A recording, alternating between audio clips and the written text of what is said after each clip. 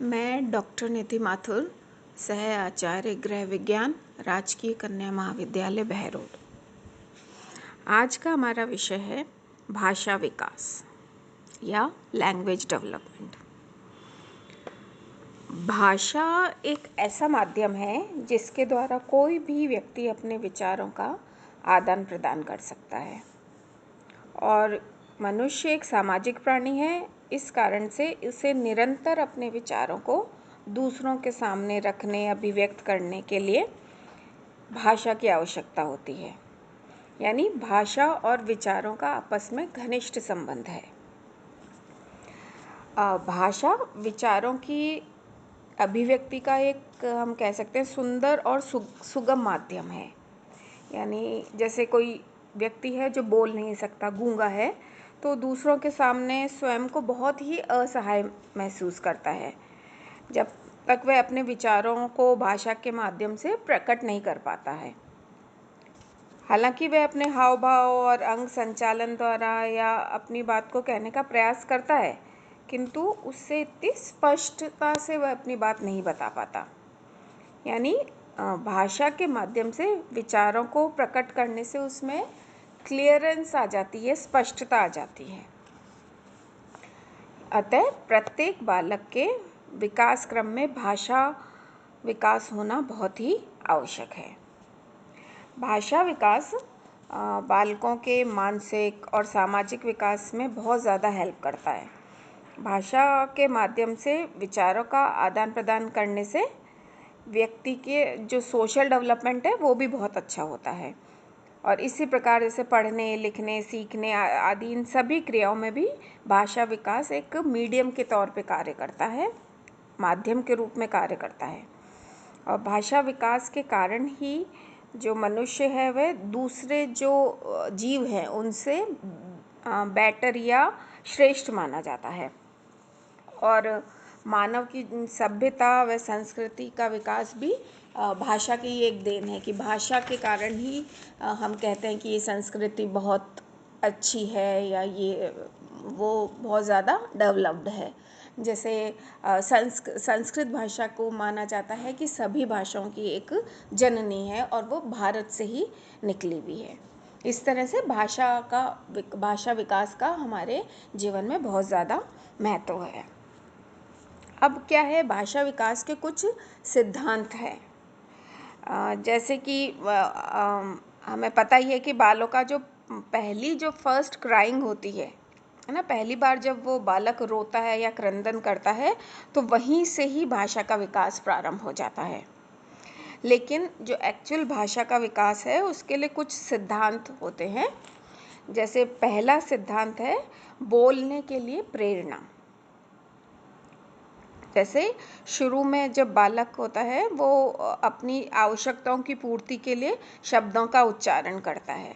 यानी बालक अपनी आवश्यकताओं के अनुसार बोलना सीखता है और यदि उसकी आवश्यकताओं के उसके संकेतों और हाव भाव को देखकर पूरा कर लिया जाता है तो उस भाषा का विकास कुंठित हो जाता है। यानी माता पिता या जो भी उसके केयर टेकर्स हैं उनको शुरू से ही बच्चों को बोलने के लिए एनकरेज करना चाहिए ताकि वो अपनी आवश्यकताओं से संबंधित जो भी शब्द हैं उनका उच्चारण कर कर बताए और उसके भीतर शब्द का भंडार धीरे धीरे विकसित हो।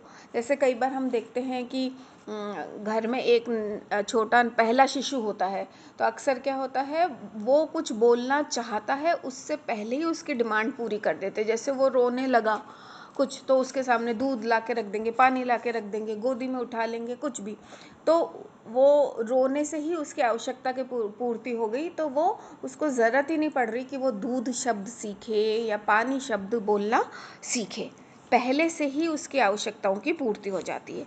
तो यहाँ पे हम ये कहना चाहते हैं कि उसको कुछ प्रेरणा होनी चाहिए कि मेरे को बोलना है, जब मैं ये शब्द बोलूँगा या इस तरह से उच्चारण करूँगा तब मेरी आवश्यकता की पूर्ति होगी, तभी वो सीखेगा। यानी कुछ अगर वो कुछ चीज़ चाह रहा है तो वो उसको बोले और हम जो माता पिता हैं उसके या जो भी कोई उसके संरक्षक हैं जो उसका ध्यान रख रहे हैं वो उसको एनकरेज करें, प्रोत्साहित करें कि वो बोले। है ना, तभी वो बच्चा आगे अपनी चीज़ों को सीखेगा और उसका जो शब्द भंडार है, वोकैबलरी, वो बढ़ेगी। यानी जो बालक का भाषा का विकास है वो प्रेरणाओं पर ही आधारित होता है, और प्रेरणा के अभाव में जो भाषा का विकास है वो बहुत देर से होता है या कुंठित हो जाता है, क्योंकि उसको हम मौका, अवसर नहीं देते बोलने का। जब तक उसको पर्याप्त मोटिवेशन या अवसर नहीं मिलेंगे तब तक वो बोलना नहीं सीखेगा और उसका भाषा का विकास प्रारंभ नहीं हो पाएगा प्रॉपर तरीके से। फिर दूसरा सिद्धांत है अनुकरण की प्रणाली। अनुकरण यानी नकल करना, है ना, इमिटेट करना। जो बालक के भाषा विकास के संबंध में बहुत सारी स्टडीज़ हुई और सभी ने इस चीज़ को माना कि जो लैंग्वेज डेवलपमेंट है उसमें अनुकरण का हाथ सबसे ज़्यादा होता है। यानी वो नकल कर कर कर सीखता है, वो साथ में जो लोग बोल रहे होते हैं वही चीज़ वो कॉपी करता है। हालांकि इसमें ये भी होता है कि जो बच्चा हकलाना या कोई गलत उच्चारण है वो भी सीख जाता है, लेकिन जैसे उसके घर में जिस वस्तु को जिस नाम से बोला जाता है वो वही सीखता है ना, उसी तरह की ध्वनि का उच्चारण करता है, उसके स्पष्ट। जैसे एक इसका वैसे एग्जाम्पल देख लो आप, अगर एक कोई बहुत लोअर उससे काम परिवार में बच्चा पल रहा है, वहाँ पे स्लैंग्स यूज़ करी जा रही है, भाषा मीन्स गालियाँ या गाली गलौज से बात करते हैं या गंदी भाषा इस तरह का प्रयोग करते हैं, तो बच्चा भी वही सीखता है, वही चीज़ें बोलने लगता है।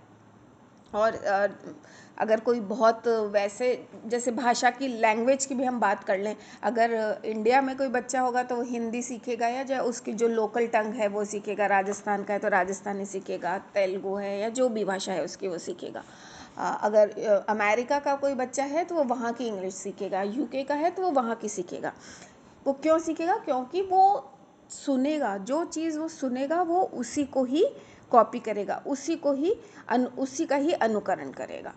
हालांकि जब वो अनुकरण करते हैं तो उसमें स्वर यंत्र का परिपक्व होना भी बहुत ज़्यादा ज़रूरी होता है। तो जैसे जैसे आसपास के जो लोग हैं, व्यक्ति जो शब्द बोलेंगे, जो उसकी ध्वनि होगी, जो उसका उच्चारण होगा, उसको सुनेगा। जैसे सबसे पहले माता पिता हुए या जिनके बीच शिशु रह रहा है, उन शब्दों को, ध्वनियों को सुनेगा और उसका उच्चारण करेगा।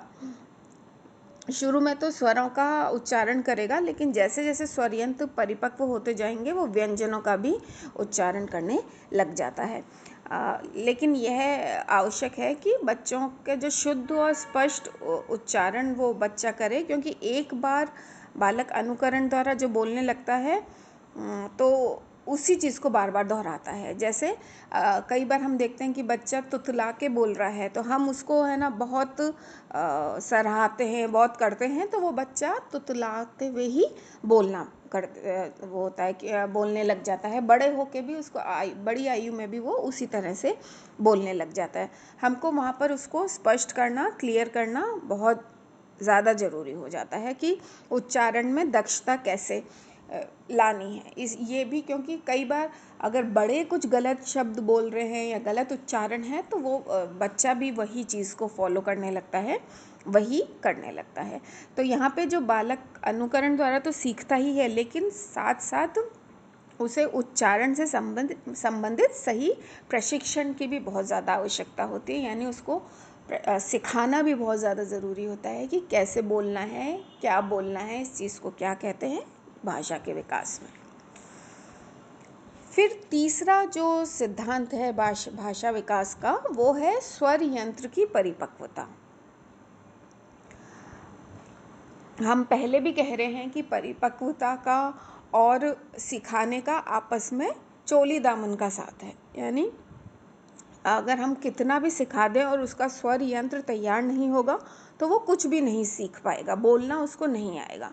यानी बालकों के बोलने की क्रिया में कई यंत्र एक साथ जैसे काम करते हैं, गला हुआ, जीभ, फेफड़े, स्वर यंत्र आदि सब, है ना। तो इन अंगों की परिपक्वता पर ही बालक का भाषा विकास निर्भर करता है।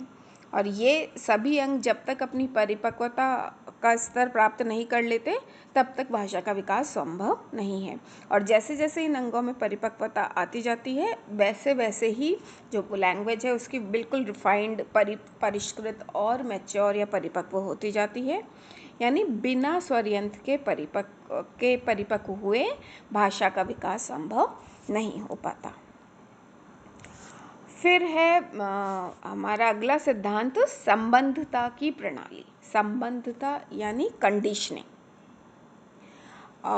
जो चाइल्ड साइकोलॉजिस्ट हैं उनका यही मानना है कि बालक का जो भाषा विकास है वो कंडीशनिंग पर बहुत ज़्यादा डिपेंडेंट है। कंडीशनिंग का क्या मतलब होता है कि जैसे भाषा विकास के क्रम में ही हम एग्जाम्पल लेके कि पहले तो बालक अर्थहीन और निरर्थक शब्दों का प्रयोग करता रहता है, उच्चारण करता है, किंतु जब उसके द्वारा जो उच्चारित शब्द है वो किसी भी वस्तु के सामने प्रदर्शित किया जाता है तो वह अपने द्वारा उच्चारित जो शब्दों का अर्थ का संबंध उस वस्तु के काम से के साथ जोड़ लेता है। जैसे हमने उसको जैसे पानी की बोतल दी या पानी का ग्लास दिया, उसने बोला पानी, तो हम खुश हो गए उसको, अरे वाह बहुत अच्छे से उसको एनकरेज करा, है ना। तो वो समझ जाएगा कि यानी पानी बोलता हूँ तो ये चीज़ आती है मेरे सामने, है ना, ये पिलाए जाते हैं, यानी मुझे पानी चाहिए तो मुझे पानी शब्द का प्रयोग करना है।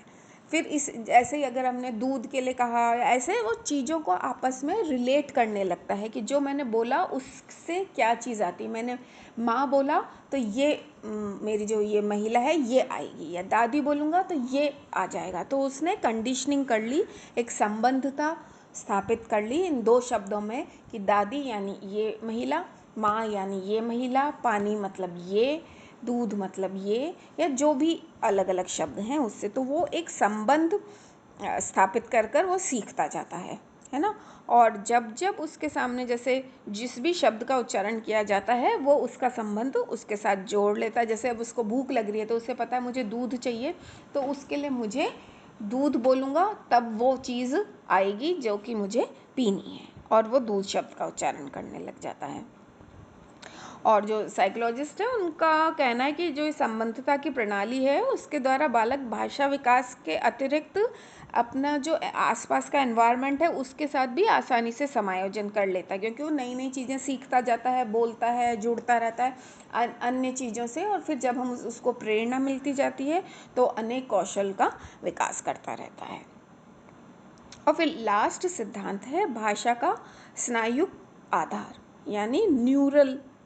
जब तक स्नायु मंडल उसका पूर्ण रूप से विकसित नहीं होगा, उसमें परिपक्वता नहीं आएगी, तब तक उसका भाषा का विकास नहीं हो पाएगा, क्योंकि नर्व्स के द्वारा ही ब्रेन से वो कनेक्ट होगा और उसका वो समझ पाएगा कि मैं शब्द बोल रहा हूँ तो उसका क्या अर्थ है, या सामने वाला बोल रहा है तो वो कैसे कॉम्प्रिहेंड कर पाएगा वो। इसलिए स्नायु यंत्र का भी परिपक्व होना तथा उसके द्वारा किए जा रहे कार्य हैं उनका आपस में तालमेल होना बहुत ज़्यादा ज़रूरी है भाषा विकास के लिए, कि जब उसका जो न्यूरल बेस है वो पूरा सही से हो जाएगा, नर्वस सिस्टम उसका सही होगा, तो उसका भाषा विकास बहुत अच्छे से होगा। तो ये सारे हैं भाषा विकास के सिद्धांत। बोलने के लिए प्रेरणा का विकास, अनुकरण का, स्वर यंत्र की परिपक्वता, संबंधता, और फिर स्नायु मंडल या स्नायु आधार।